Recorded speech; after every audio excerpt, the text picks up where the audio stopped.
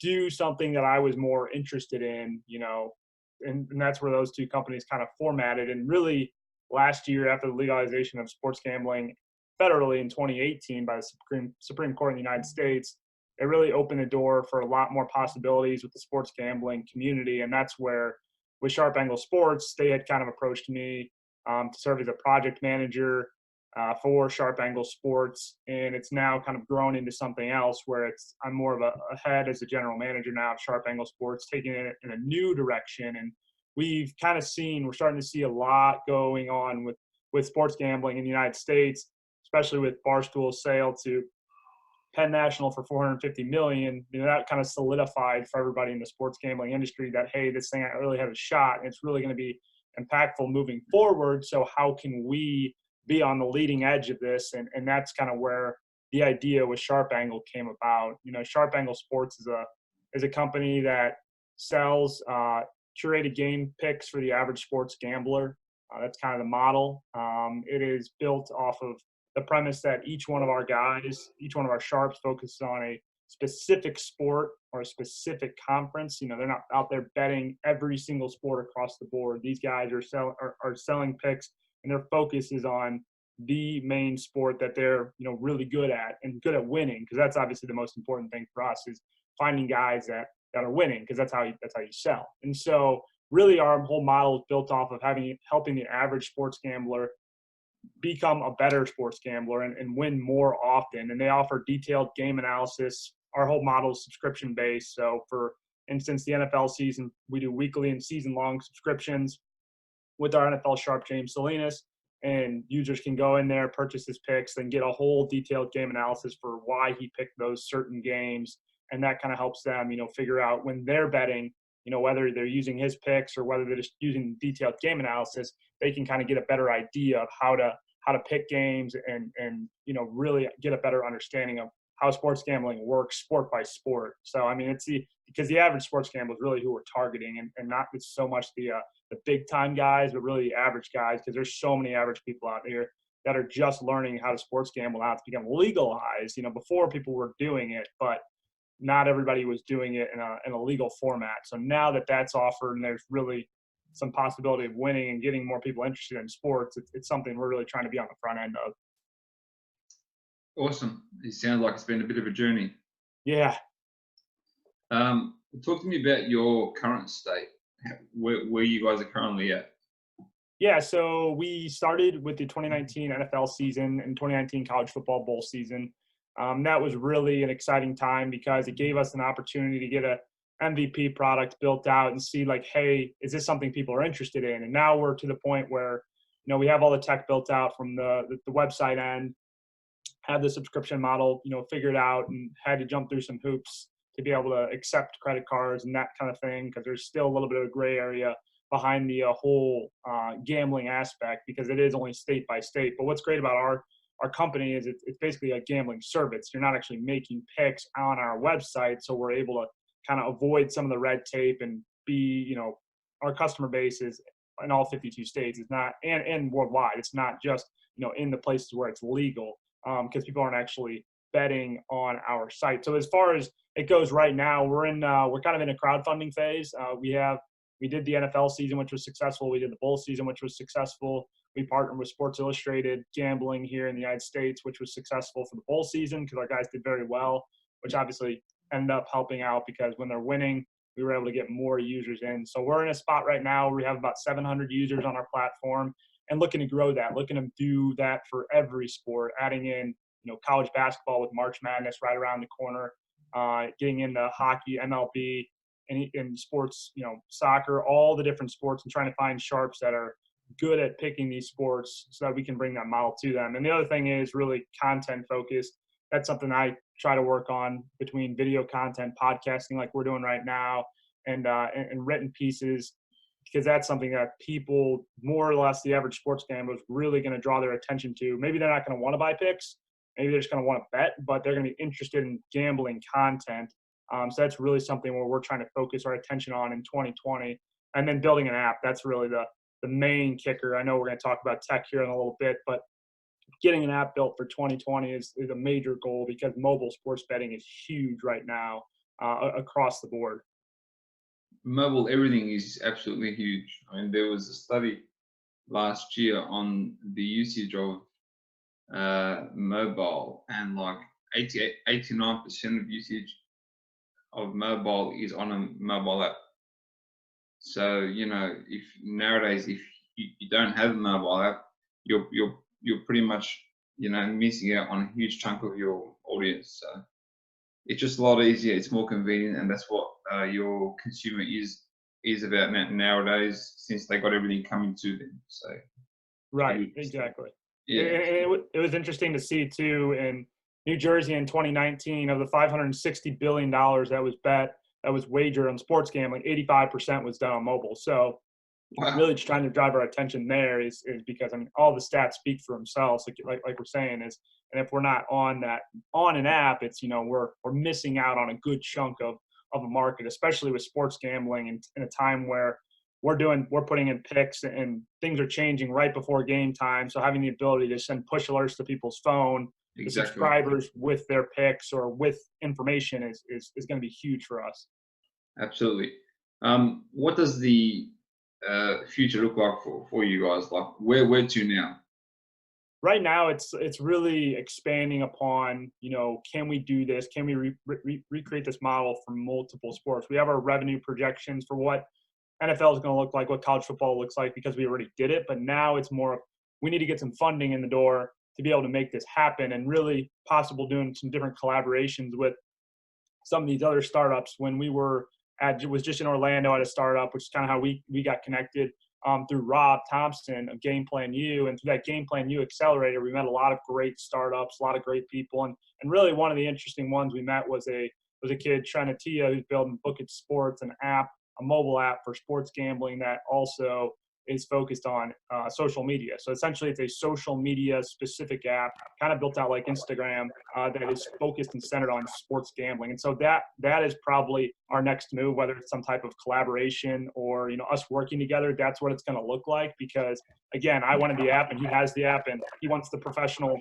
sports bettors, and I have the professional sports bettors. And so being able to merge together and create something special is really probably what the next step is going to look like for us. And aside from that, just bringing in more funding so that we can build out, we have a good team in place, but be able to build out more guys that can bring content, help us do video stuff. We have a full studio built here in St. Louis to do gambling content that focuses on video, but really, trying to hammer out what that content looks like. Because I don't think anybody really in the gambling landscape here in the United States has figured out what you can do with video. You have the Barstool Sports and you have the Bleacher Report that partner with Caesars out in Las Vegas. But aside from those big companies that have a massive amount of funding, there's a second tier that can kind of, relate to the average sports gambler a little better and integrate some of these different, lower tier companies with video. And that's where we're going to come in, because that's what our background is. That's what our resources we have,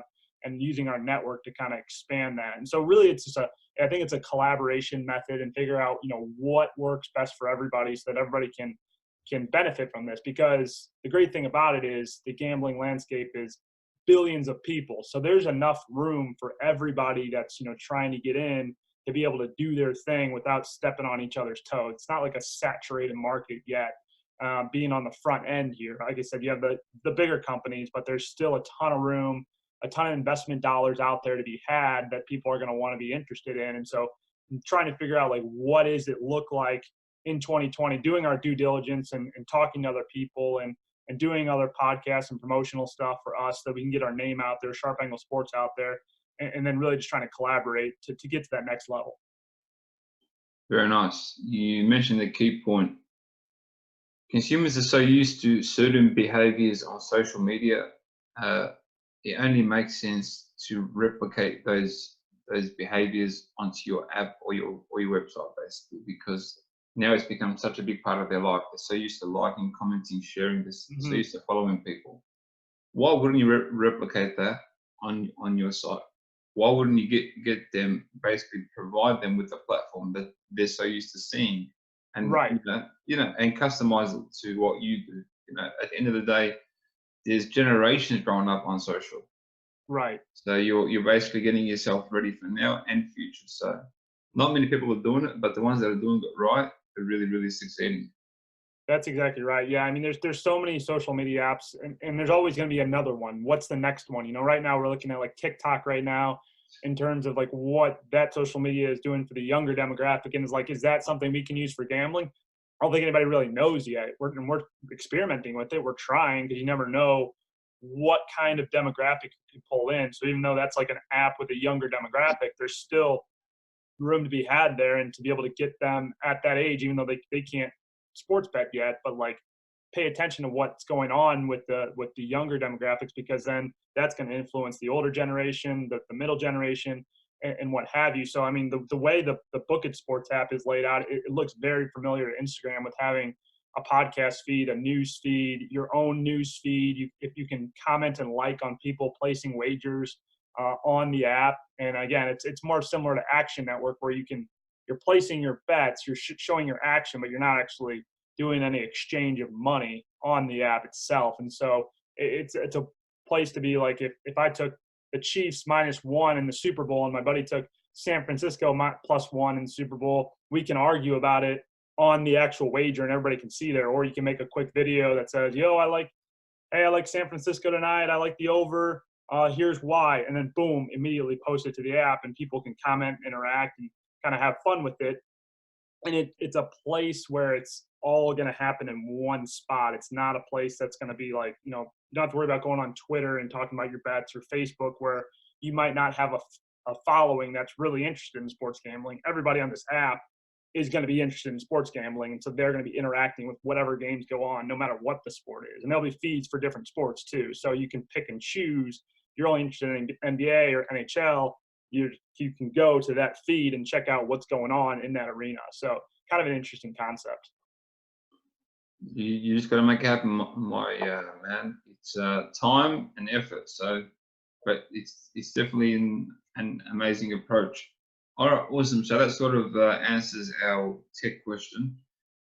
What would you say is going to be your biggest challenge in implementing such a plan moving forward?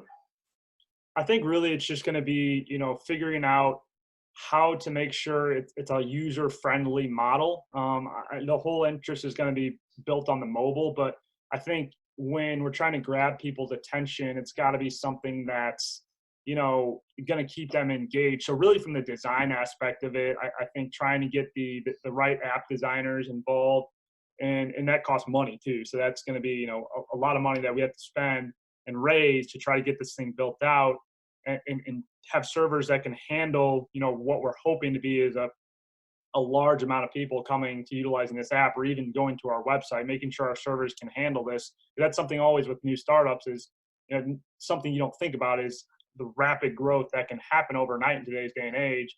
From the technical side of things, you have a server built out and have an app that's ready to go, and then it gets a flood of attention, and then you're not ready for it. So I think just making sure that we're going to be ready for that when it comes, if and when it comes, and just kind of staying on top of our toes, that we get the right tech guys behind the scenes that can handle it all, and handle all the content that people will be publishing on the app itself and on our website. And especially with our videos, when we're uploading all kinds of video content, that's going to be something that we need to be doing in a timely fashion too, with some of these ideas that we have as far as these games go, and the video content we're putting out at halftime of games and different things like that. We got to make sure that everything can handle all it, so we don't have any glitches when the time comes, when we're trying to put out, if we have one of our pro guys that has a specific halftime bet that he likes, there's going to be a 5 to 10 minute window where where our users can get in and get that information, and make sure they put their bet in before that line moves, whether it's pre-game, post-game, or in the middle of the game.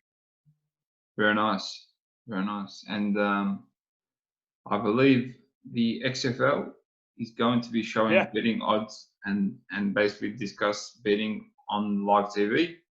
Yeah, they just partnered with DraftKings today. Yeah, so that wasn't happening previously in the NFL. So yeah, it's going to be exciting because NFL was one of I think the only league that hasn't yet partnered with a sports book. NHL, MLB, NBA have all partnered with either William Hill or FanDuel or bigger sports books, and NFL hasn't done that yet. And so for XFL to partner with DraftKings like they did, it is definitely something that's going to be huge and something we're only going to see continue on down the line. Whether it's, especially when Barstool gets their sports book up and running, it's going to be interesting to see who and what they partner with. Very nice. It's just become a normal practice, really.